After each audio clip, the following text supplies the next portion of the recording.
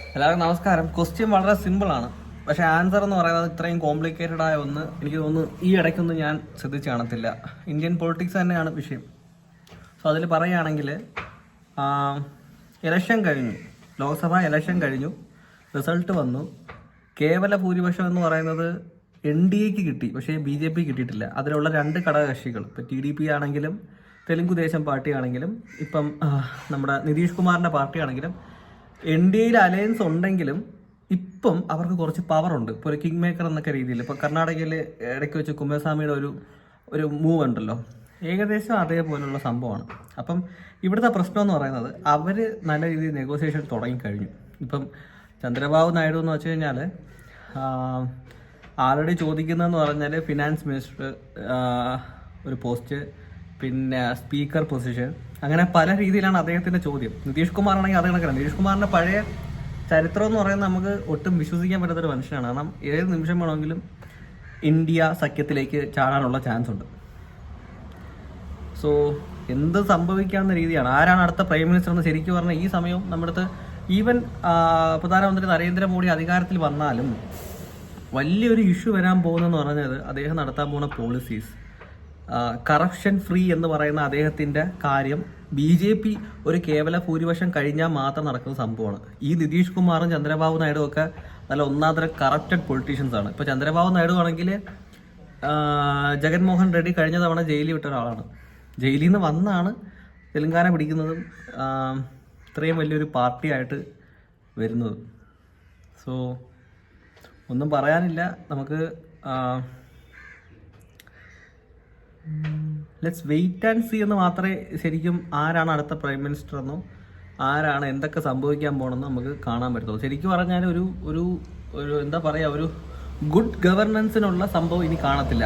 ഉദാഹരണത്തിന് ഇപ്പോൾ കഴിഞ്ഞ തവണ കർഷകർ സമരം ഉണ്ടാക്കാൻ വന്ന MSP എന്ന് വെച്ചാൽ മിനിമം നമുക്കൊരു പ്രോഡക്റ്റിന് കേന്ദ്ര സർക്കാർ കൊണ്ടുവന്ന ഒരു MSP സ്കീമുണ്ട്. എന്ന് വെച്ചാൽ നമുക്ക് ഒരു കോർപ്പിന് എന്ന് വെച്ചാൽ ഇപ്പോൾ ഒരു വിളയ്ക്ക് ഒരു മിനിമം പ്രൈസ് കൊടുക്കാവുന്ന രീതിയിൽ. പക്ഷേ അത് അവർ സമ്മതിച്ചില്ല. ഇപ്പം മാണ്ടിയിൽ ഇപ്പം നോർത്ത് സൈഡിലുള്ള അവരുടെ കൃഷി ഉൽപ്പന്നങ്ങൾ അവരുടെ ആ മാണ്ടിയിൽ മാത്രമേ വിൽക്കാൻ പറ്റുള്ളൂ എന്നൊരു സംവിധാനമുണ്ട് അവർക്ക്. അതിനെയൊക്കെ തുടച്ചെടുക്കുന്ന രീതിയിൽ ഡയറക്റ്റ് ആക്ക് വേണോ വാങ്ങാമെന്നൊരു പുതിയ നിയമം കൊണ്ടുവന്നു. അങ്ങനത്തെ പല പല നിയമങ്ങൾ കൊണ്ടുവന്ന ഒരു സാഹചര്യം ഉണ്ടായിരുന്നു.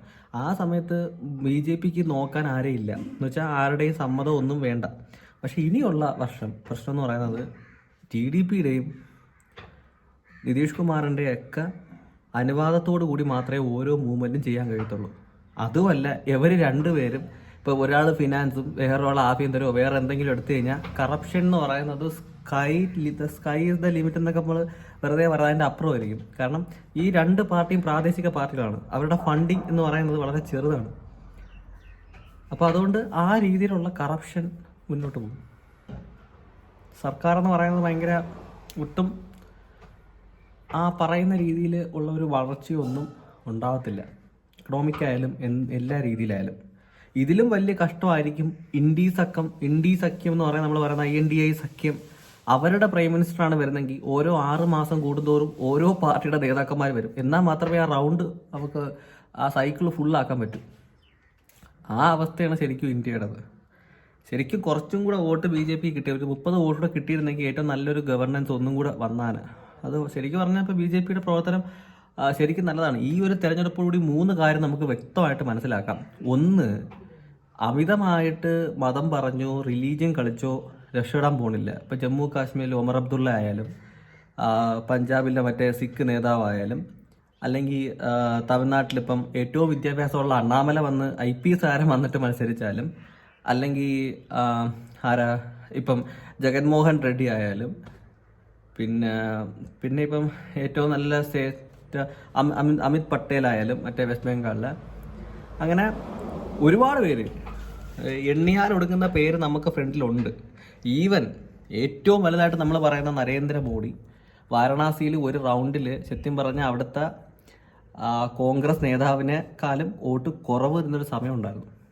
സോ എല്ലാം നമുക്ക് പഠിപ്പിച്ചത് ഒരു കാര്യമാണെന്ന് വെച്ച് കഴിഞ്ഞാൽ അമിതമായി ഒരാളെ വെച്ച് നമുക്കൊന്നും ജയിക്കാൻ പറ്റത്തില്ല.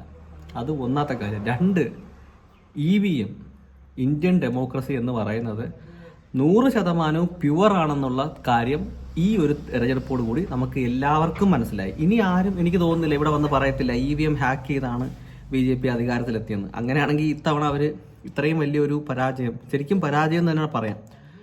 പക്ഷേ വേറൊരു രീതി പറഞ്ഞാൽ ഇപ്പോൾ ഒരു പാർട്ടി 3 തവണ 2014, 19, 24 3 ടേമിൽ കണ്ടിന്യൂസ് ആയിട്ട് ഭരിക്കണമെങ്കിൽ അതും ഒരു ഗാന്ധി ഫാമിലിക്ക് ശേഷം എന്ന് പറയുന്നത് അത് വലിയൊരു കാര്യമാണ് ഇന്ത്യയെ സംബന്ധിച്ചോളം.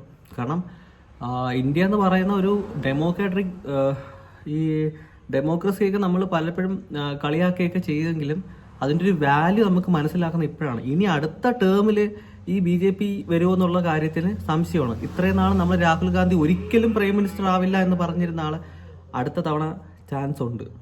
ഞാൻ ഉൾപ്പെടെ പറയുന്നത് അടുത്ത തവണ BJP കുറച്ചുകൂടെ ആൾക്കാരുടെ ഇടയിൽ ജനങ്ങളുടെ എന്ന് വെച്ചാൽ ഒരു എന്താ പറയുക, ഒരു മിഡിൽ ക്ലാസ് മാറി ലോവർ മിഡിൽ ക്ലാസ് ആൾക്കാർക്കും യൂത്തിൻ്റെ ഇടയിൽ നല്ല രീതിയിൽ പ്രവർത്തിച്ചില്ല എന്നുണ്ടെങ്കിൽ അത് നല്ല രീതിയിൽ ബാധിക്കും.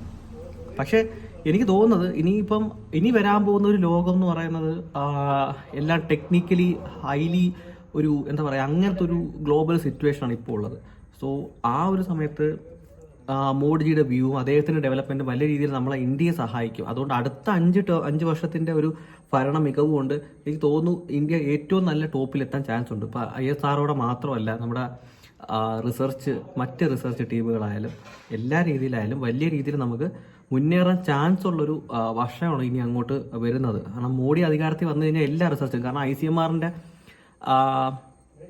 Indian centre of medical research എന്ന് പറയുന്ന ICMRനെ വളരെ വ്യക്തമായിട്ട് എനിക്കറിയാം, കോടിക്കണക്കിന് രൂപയാണ് അവർ അലോക്കേറ്റ് ചെയ്യുന്നത്. അതുകൊണ്ട് അത്രയും തന്നെ PhD ഓഫേഴ്സ് ഉണ്ട്, ഒരുപാട് റിസർച്ച്. ഇപ്പോൾ TB ഒക്കെ 2025 ഇന്ത്യയിൽ നിന്ന് തന്നെ തുറച്ചു നീക്കാനുള്ള വലിയൊരു പ്രോജക്റ്റ് അദ്ദേഹം ചെയ്യുന്നുണ്ട്. അദ്ദേഹമല്ല, അത് നാഷണൽ ഹെൽത്ത് മിഷനാണ്. അതൊക്കെ നമ്മളൊരു ഹെൽത്ത് മിഷൻ്റെ ഭാഗമായിട്ട് വരുന്നതാണ്. പക്ഷേ അദ്ദേഹത്തിൻ്റെ ഒരു കരുതലുണ്ട്. കാരണം ഇതിന് മുമ്പുള്ള ഗവൺമെൻറ്റിന് വേണ്ടി ചെയ്യാറുന്ന കാര്യമായിരുന്നു അതൊക്കെ.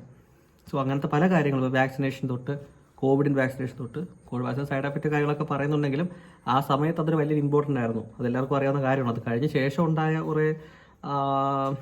കുറച്ച് അലിഗേഷൻസ് കാര്യങ്ങളൊക്കെ ഉണ്ട്. അതിപ്പോൾ നമ്മൾ പറയേണ്ട ആവശ്യമില്ല, അതൊക്കെ ഇവിടെ നിന്നായിരിക്കും നല്ലത്.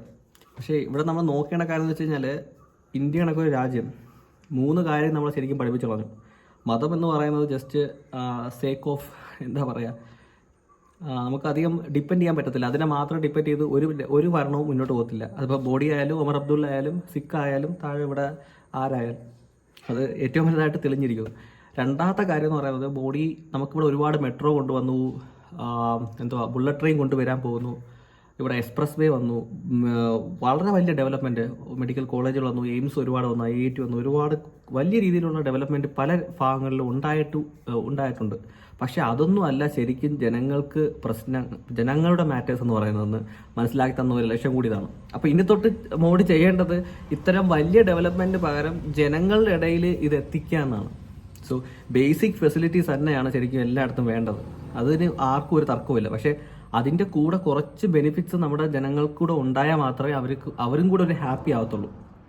സോ അതിന് ഉദാഹരണം ഇപ്പോൾ പെട്രോളിൻ്റെ വില തന്നെ നമ്മൾ മറ്റ് കൺട്രികളിൽ അപേക്ഷിച്ച് നോക്കുമ്പോൾ ഇന്ത്യക്ക് ബെറ്റർ ആണെങ്കിൽ കൂടി നമ്മൾ ശരിക്കും പറഞ്ഞു കഴിഞ്ഞാൽ അത് സാധാരണ ജനങ്ങളെ നല്ല രീതിയിൽ ബാധിക്കുന്നുണ്ട്. പെട്രോളിൻ്റെ വില മാത്രമല്ല, GSTയുടെ ഇഷ്യൂ, അങ്ങനെ പല പല കാര്യങ്ങൾ അതിനകത്ത് ഉൾക്കൊള്ളുന്നുണ്ട്.